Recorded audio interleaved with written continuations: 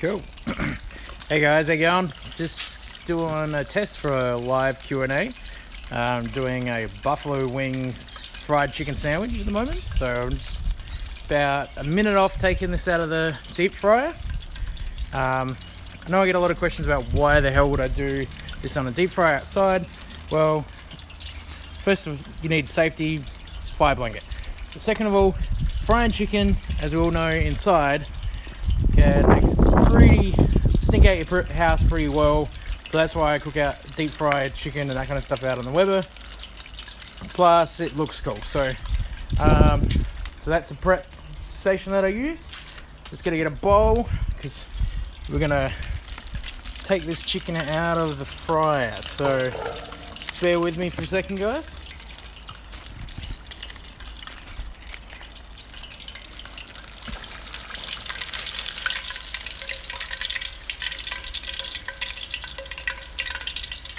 Beautiful. Go. So a couple other questions I get is, you prep 3 things but you only show 1 in the end in the recipe.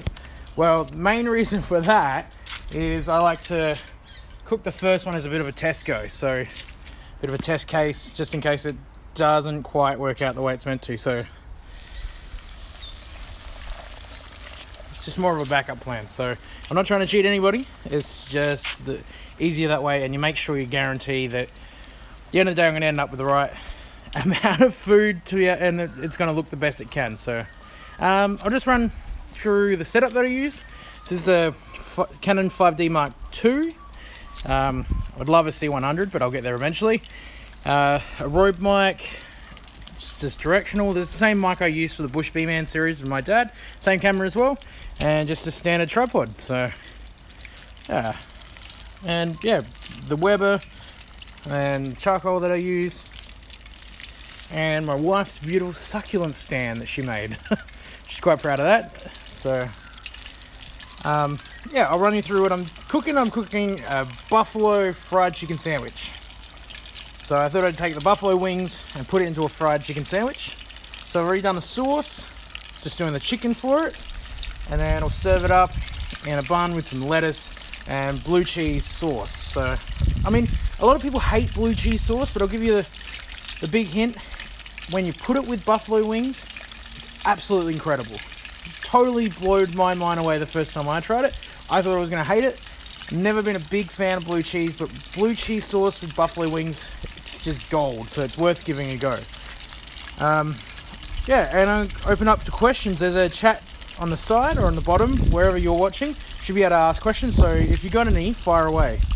Love to yeah, answer any of the questions that you have about the show, or anything that I do on the show. Otherwise, I'll let you watch the chicken fry.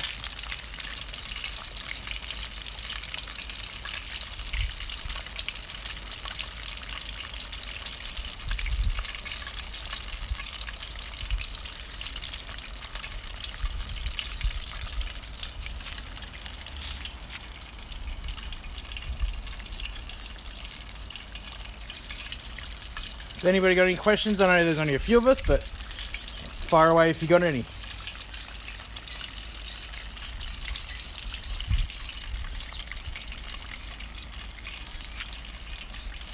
Yes, you can microwave macaroni. There's a recipe on the channel for 5-minute macaroni where you microwave the macaroni to cook it, and then you put the cheese sauce in with it, make a quick cheese sauce.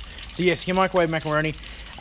If you want to do it the same as the macaroni recipe last night, you just instead use a Tupperware container, same amount of, just enough water to cover the macaroni, and put it on for 5 minutes, and you end up with pretty good macaroni that's pretty well cooked, but not too cooked to use in mac and cheese. So, but if you want it for eating straight away, I'd go 7 minutes.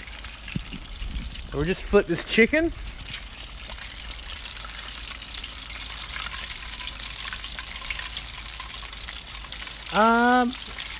Well, I'd say I've probably been cooking since I was a teenager. Something I've always enjoyed doing, but grilling really has become a passion over the last 3 to 4 years. I'm coming up It'll be 2 years in September I've been running the channel, and I've probably messed around with grilling for probably a year and a half before that. So yeah, it's kind of become a bit of an addiction and a bit of a passion, cooking on fire. I like to be the whole idea of having to control the temperature. Yeah, so with the macaroni, so 7 minutes in the microwave, cover with just enough water to cover the macaroni, and yeah, zap it for 7 minutes. So if you don't want it to stick together, I'd stop the microwave halfway, stir with a spoon, and then set it to go for the rest of the 7 minutes. And you'll probably end up with macaroni that you can just mix the pasta sauce straight in. If you want to use a bit of cheese, that's what my wife's abomination is that she cooks. So yeah, you can mix in a bit of whatever you want after that with the macaroni being cooked.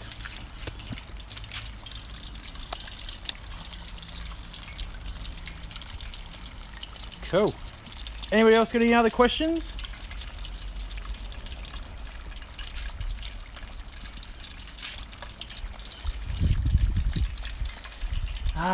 My all-time favorite meal,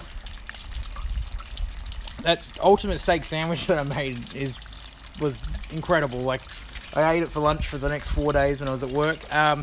That was awesome. The porchetta sandwich. Porchetta is beautiful, the fennel and all the herbs. I did a video of that about a month ago. That has to be one of my favorite things to cook. It's absolutely beautiful, and a good bit of brisket. You can't go wrong with a good bit of brisket. So that's always my favorite.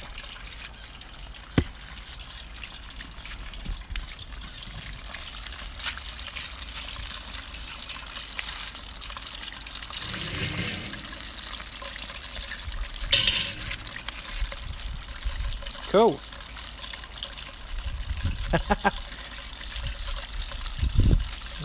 Nah, I won't show my face today, but there's an old Q&A that I did a test with a stream. If you search for it, you can find a picture of me there. So yes, there's a great pulled pork recipe on the channel. Check that out. That's done on the Weber. That takes a good 10 hours to cook really nice. But I recently bought a pressure cooker, which I'm going to start doing some recipes with, and I wouldn't mind doing a pulled pork pressure cooked. I was even thinking of smoking it for an hour on the barbecue and then putting it in the pressure cooker to cook for the last hour and a half, just to see how that goes. I mean, it goes against everything I believe about barbecue, but why not try and come up with an alternative when it's winter or you don't have enough time? So just something different. Cool. All right, any last questions? Otherwise I'm gonna get back to filming the rest of this recipe.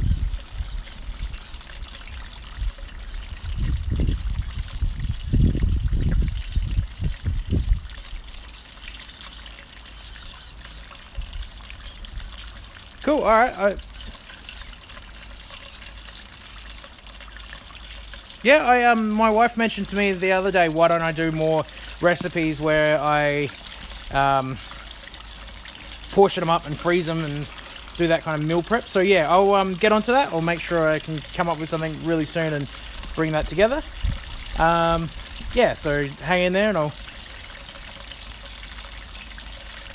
Korean style short ribs with rice and macaroni salad.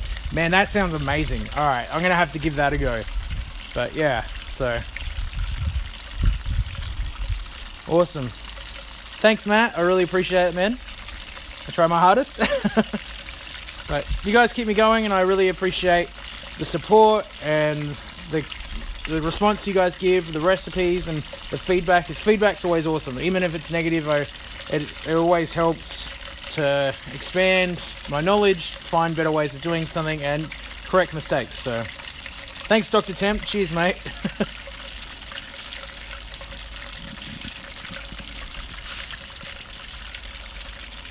Thanks, dude. I really appreciate it.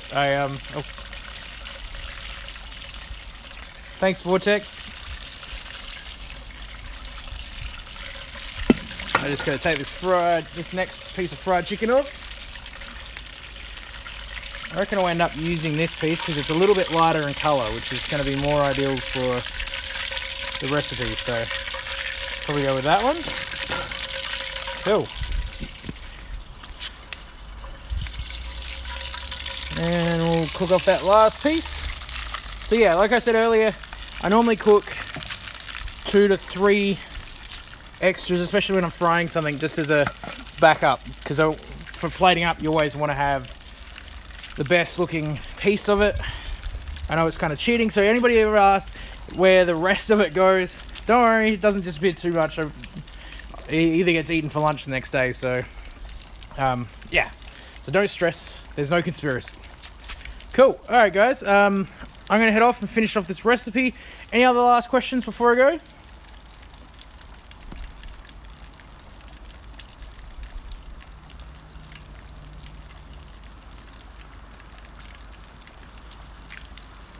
Cool. Well, I'm coming up, the channel's coming up to